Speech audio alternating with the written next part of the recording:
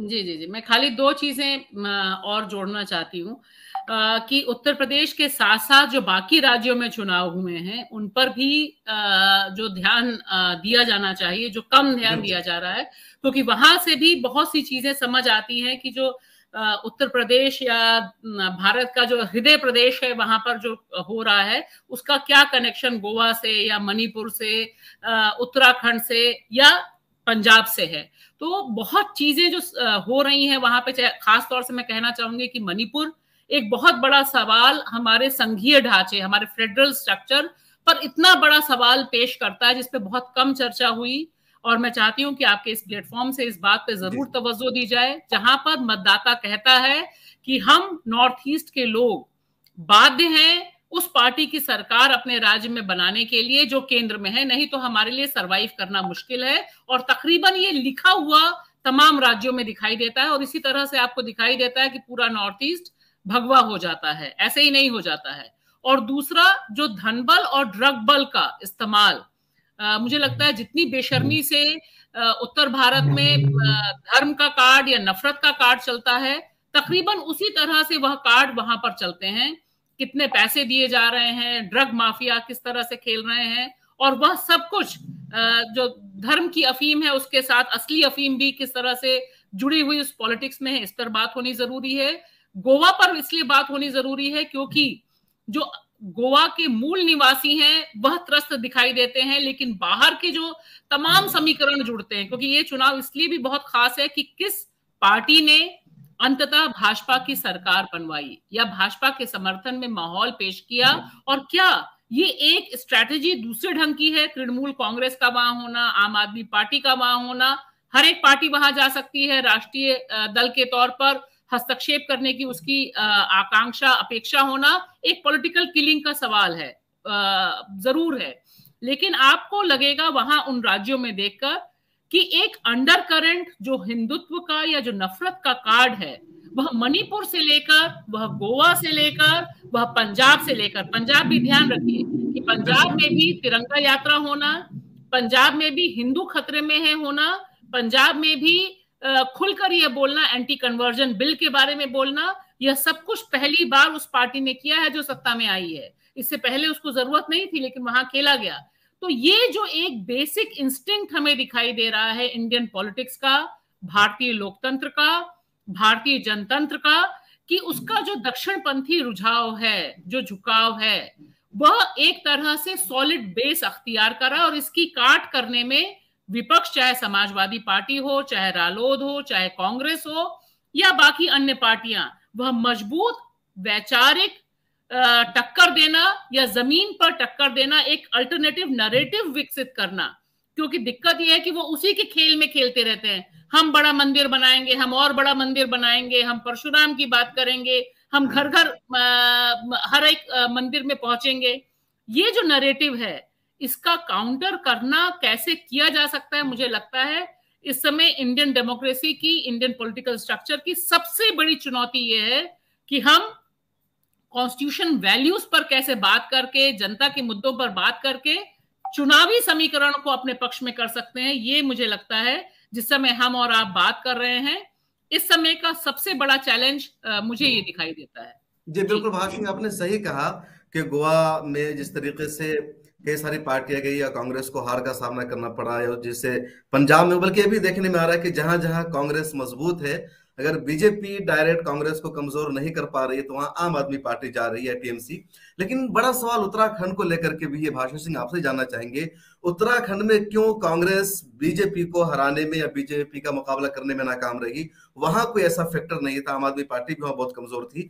तकरीबन 65 सीटों पर आम आदमी पार्टी की वहां जमानत जब्त हुई है, टीएमसी वहां नहीं थी। उत्तराखंड में ऑल इंडिया मजलिस इत्तेहादुल मुस्लिमीन जैसी पार्टी भी नहीं थी। जी। बहुत वैलिड सवाल है आपका, और मुझे लगता है कि इसके लिए, और गोवा, यहां तक कि गोवा के लिए भी अगर जी। हम बात करें, मणिपुर की भी बात करें, तो आपको दिखाई देगा कि कांग्रेस लड़ ही नहीं रही है। उत्तराखंड में जो लड़ रही है, जो गुंजाइश भी है, वहां इतने सेल्फ गोल हैं, मतलब आप अपने को ही आपस में लड़े भिड़े पिटे जा रहे हैं। क्योंकि उत्तराखंड में ऐसा नहीं है कि नफरत का कार्ड नहीं है, उत्तराखंड में ऐसा नहीं है कि जो पूरा का पूरा ठेकेदारों का पूरी एक लॉबी चारधाम यात्रा के थ्रू विकसित की गई है, जिसमें अकूत पैसा गया है, मतलब इतना पैसा वहां पर बहा है चुनाव से ठीक पहले, जिसकी कल्पना हम और आपके लिए करना बहुत मुश्किल है। और ये सब चैनल के थ्रू, मैं ये नहीं कह रही हूँ कि विदाउट चैनल के थ्रू गया है। जो प्रोजेक्ट्स लॉन्च होते हैं, हमने देखा वेस्टर्न यूपी में जब मोदी जी जाते हैं और वहां पे स्पोर्ट्स एकेडमी कॉलेज की अनाउंसमेंट करते हैं और उसके थ्रू कितना नेटवर्क विकसित होता है, वहां पर भी उत्तराखंड में राशन की बात है। लेकिन सेल्फ गोल करने में जो कांग्रेस है वो बिल्कुल बेमिसाल है। जैसे लगता है कि वो आपस में लड़ भिड़ कर निपटाना चाहते हैं।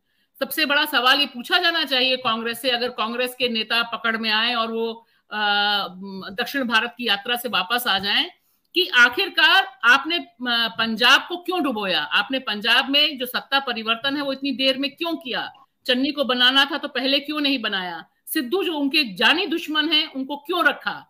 तो ये एक सेल्फ गोल्स है ना जो दिखाई दे रहे हैं। इसी तरह से उत्तराखंड में हरीश रावत आप कमान सौंपते हैं, लेकिन जो लोग हरीश रावत के कट्टर दुश्मन हैं, जो भाजपा में हैं, भाजपा में गए, उनको एन चुनाव के मौके पे आप वापस ले आते हैं, हरीश रावत को पावर नहीं देते।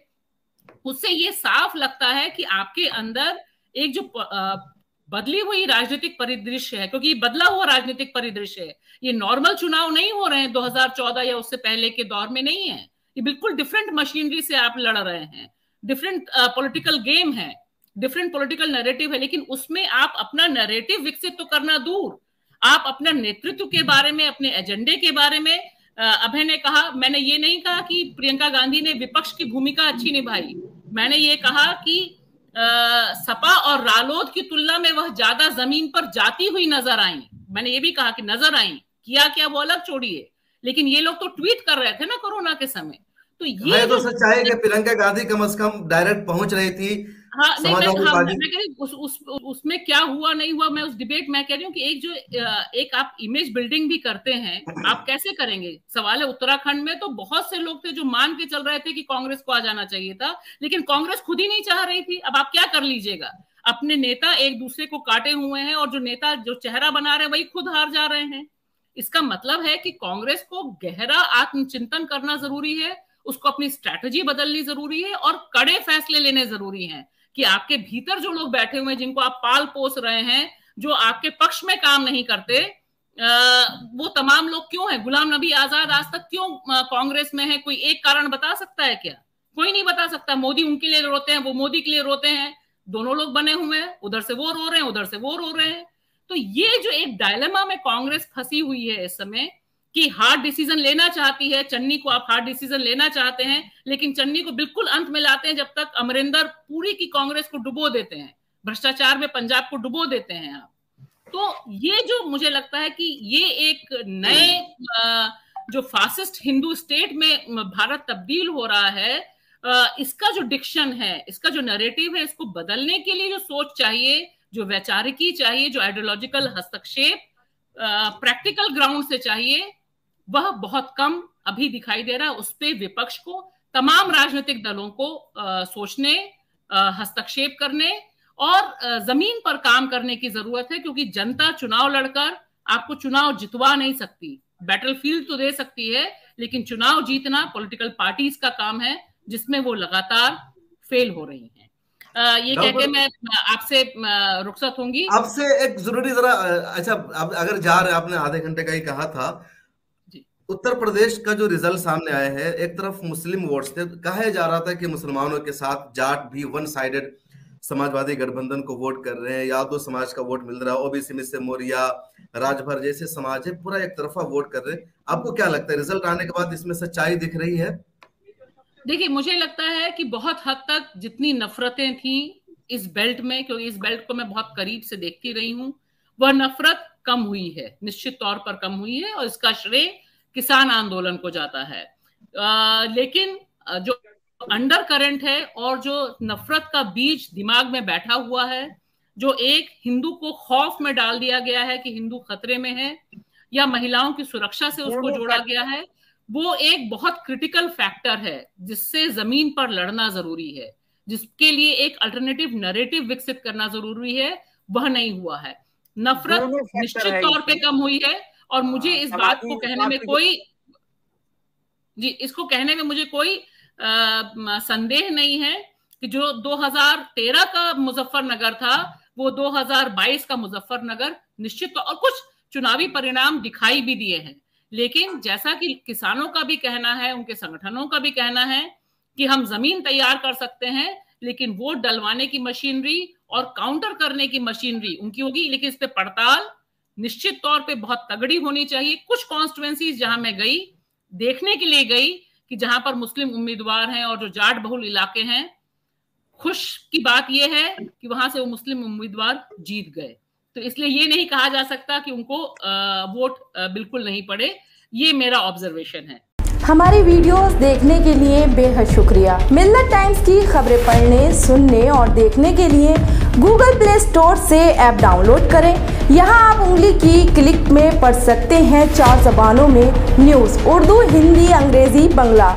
आप ऐप पर मिल्लत टाइम्स की वीडियोस भी देख सकते हैं। अगर आप YouTube पर देख रहे हैं तो रेड बटन को दबाकर चैनल को सब्सक्राइब करें और बेल आइकन ज़रूर दबाएं। फेसबुक पर देख रहे हैं तो पेज को लाइक और फॉलो ज़रूर करें। ट्विटर और इंस्टाग्राम पर भी मिल्लत टाइम्स को फॉलो करें। मिल्लत टाइम्स की स्टोरीज हासिल करने के लिए टेलीग्राम और व्हाट्सएप पर बराह रास्त हमारे साथ जुड़ सकते हैं। हमारे काम से आप मुतमईन हैं तो इसे जारी रखने और मजबूत बनाने के लिए हमें सपोर्ट करें। स्क्रीन पर दिख रहे और डिस्क्रिप्शन में दिए गए अकाउंट नंबर पर मिल्लत टाइम्स को अपनी रकम भेज सकते हैं। अगर आपके इलाके का कोई मामला है, आपकी मसाइल को मीडिया में जगह नहीं दी जा रही है, तो हमें ईमेल करें या व्हाट्सएप पर मैसेज करें। हम उठाएंगे आपकी आवाज़। मिल्लत टाइम्स मतलब मजलूमों की आवाज़, नफरत के खिलाफ जंग, फर्जी खबरों से निजात। www.millattimes.com